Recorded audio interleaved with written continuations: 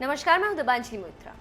भारत सरकार ने digital strike करते हुए चीन के 59 ऐप को बैन कर दिया है। इन बैन हुए ऐप्स में टिकटॉक भी है। टिकटॉक ऐप भारत में काफी लोकप्रिय है। भारत सरकार के बैन करने के बाद टिकटॉक की प्रतिक्रिया सामने आई। टिकटॉक इंडिया ने अपने ऑफिशियल पेज से अपनी प्रतिक्रिया दी। टिकटॉक इंडिया के प्रमुख निखिल गांधी का कहना है, हमें संबंधित सरकारी स्टेक होल्डर्स के साथ मिलकर जवाब देने और स्पष्टीकरण देने के लिए आमंत्रित किया गया है। टिकटॉक ने अपने जवाब में साफ तौर से कहा है कि वो चीनी सरकार के साथ किसी प्रकार की जानकारी साझा नहीं करते।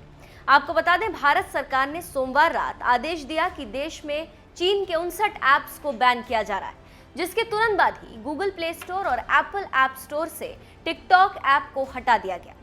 जहां ऐप स्टोर की लिस्टिंग से टिकटॉक को हटा लिया गया, वहीं जिन यूजर्स के फोन में यह ऐप पहले से ही इंस्टॉल्ड था, वो इसका इस्तेमाल अब भी कर सकते हैं। टिकटॉक के आधिकारिक सोशल मीडिया हैंडल के द्वारा जारी किए गए बयान में निखिल गांधी ने पुष्टि की है, फिलहाल बैन ऑर्डर को लागू करने की प्रक्रिया चल रही।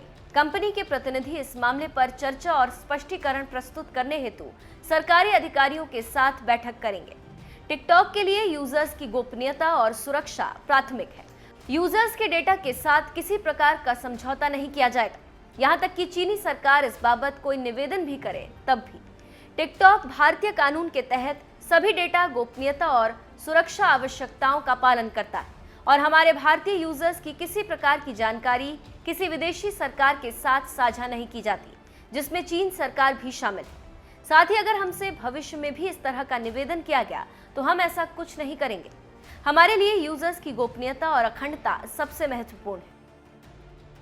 गांधी ने यह भी कहा कि कई लाखों लोग अपनी जीवन शैली के लिए केवल टिकटॉक पर ही निर्भर हैं। इनमें से कई फर्स्ट टाइम इंटरनेट यूजर्स भी शामिल हैं। ऐप स्टोर से टिकटॉक का डिलीट होने का मतलब है कि अब इस ऐप से संबंधित किसी भी प्रकार का अपडेट आपको नहीं मिलेगा।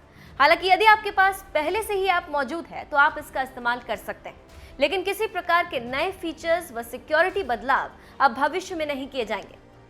टिकटॉक के अलावा भारत सरकार ने 58 चीनी ऐप्स को भारत में बैन किया है, जिसमें SHAREit, UC Browser, SHEIN, Club Factory, Clash of Kings, hello me, Mi Community, CamScanner, ES File Explorer, VMate जैसे कई ऐप्स शामिल हैं। सरकार का दावा है कि ये सभी ऐप्स इस तरह की गतिविधियों में शामिल थे जिससे देश की संप्रभुता और अखंडता, देश की सुरक्षा, राज्य की सुरक्षा और सार्वजनिक व्यवस्था के लिए खतरा उत्पन्न हो सकता है।